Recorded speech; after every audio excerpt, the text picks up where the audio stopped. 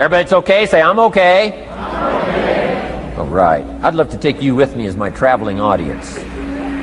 Wow. We've covered the first two abilities in the personal development quest. One is the ability to absorb, don't miss anything, pay attention.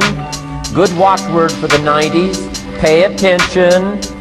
Things are moving so fast these days, you gotta pay attention, pick it up, soak up the colors, soak up the sounds, soak up what's going on. Second, respond, let life touch you.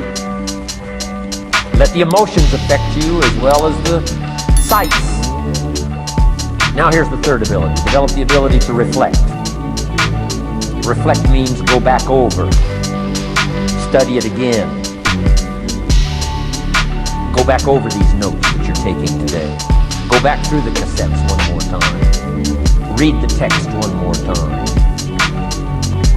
But there's more to it than that. Go back over your day. I call it run the tapes again, so that the day locks in firmly. Here's some good times to reflect. One, at the end of the day. Take a few minutes at the end of the day. Go back over the day. Who'd you see and what'd they say and what happened? How'd you feel? What went on? So that you capture that day. A day is a piece of the mosaic of your life. Number one, don't treat it casual. Number two, get from the day. And then number three, go back over the day so that it locks in that experience, the knowledge, the sights, the sounds, the panorama, the color, motion, picture of the day. Just lock it in so that it will serve you for the future. Having that day, not missing. Next, take a few hours at the end of the week, called time to reflect. Go back over your day timer, go back over your calendar, go back over your appointment book. Where did you go and who did you see and how did it feel and what went on? Capture that week. A week is a pretty good chunk of time. Next, take half a day at the end of the month, called time to reflect. And do the same thing again. Go back over what you read, go back over what you heard, go back over what you saw. Go back over the feelings to capture it so that it serves you. Next, take a weekend at the end of the year to establish this year now firmly in your consciousness, firmly in your experience bank, so that you've got it, so that it never disappears. Good ability to acquire, the ability to reflect. Go back over. Remember. Remember. Remember. It's so valuable to be able to remember the thought, remember the idea, remember the experience, remember the occasion, remember the day, remember the weather, remember the emotion, remember the complexity, remember the highs, remember the lows. So valuable at the end of the day. Lock that day in. Lock the month in, lock the week in, lock the year in. Old Testament says a unique scenario unfolded according to the law, and that was they worked 9 years, and the 10th year was a sabbatical. The 10th year, work 9, take the 10th year, and not just to relax, not just to replenish, not maybe just to get physically in shape. Change of pace, we call it in the modern society, but not just for that. I'm sure that in ancient days, that sabbatical was to go over the last 9 years, what went right and what went wrong, and what worked well and what didn't work well. And how did you grow, and how did you learn, and how did you change, and what have you got now after 9 years that you didn't have at the beginning of the 9 years? See, that's so valuable, a sabbatical. Sabbatical, some time. There's also something to be said for solitude when you reflect. Sometimes you can reflect with somebody. Husband and wife reflect on the past year. Right? Parents reflect with their children on the past year. How did we do it, and how didn't we do it, and how could we improve? Colleagues can reflect with each other. But now here's one of the most important. You've got to learn to reflect with yourself. There's something to be said for solitude. There's something to be said for taking those occasions to shut out the world and shut out everything else for a while. I've got a motorhome. That's how I do. With my motorcycle on the back. And I head for the mountains and ride the Jeep trails, where there's very few human beings on the Jeep trails, or out in the desert somewhere. It's called my time to get away.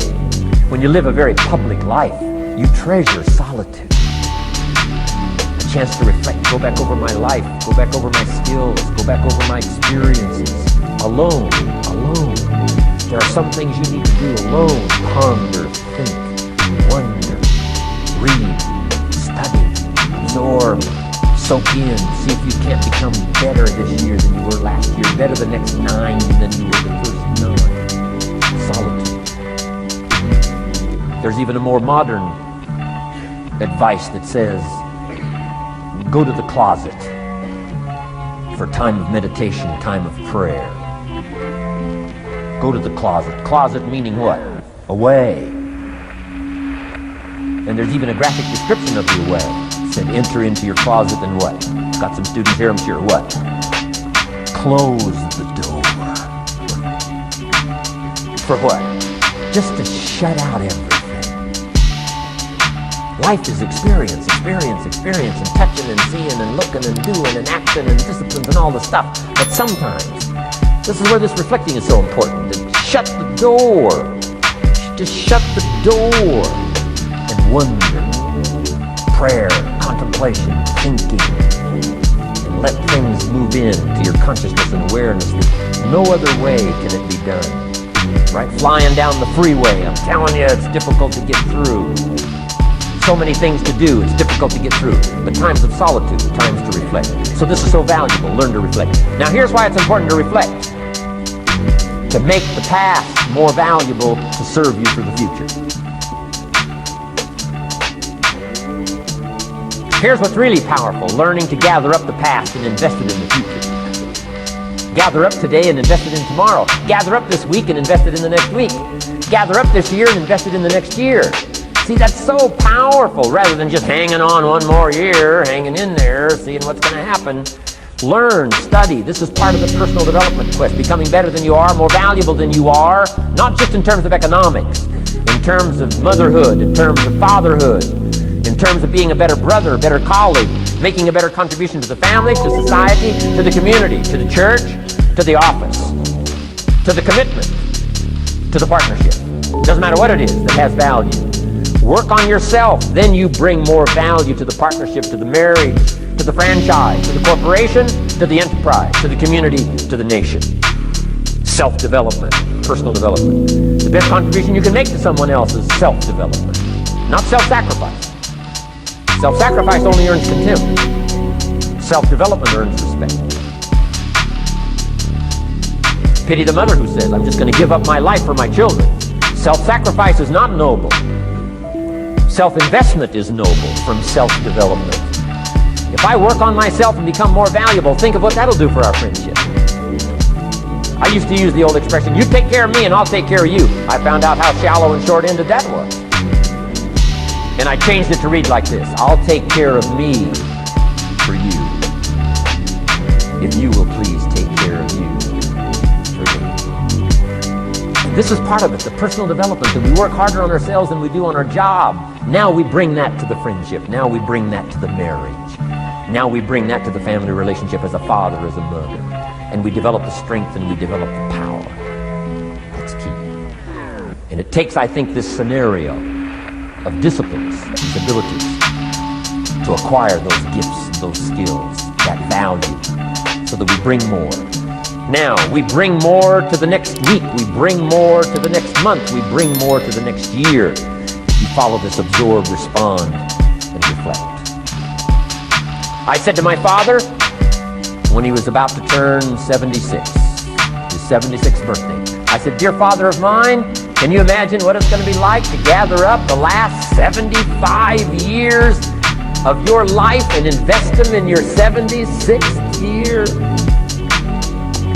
What a difference in philosophy, rather than just hanging on one more year. Gather up 75 and invest them in the next one.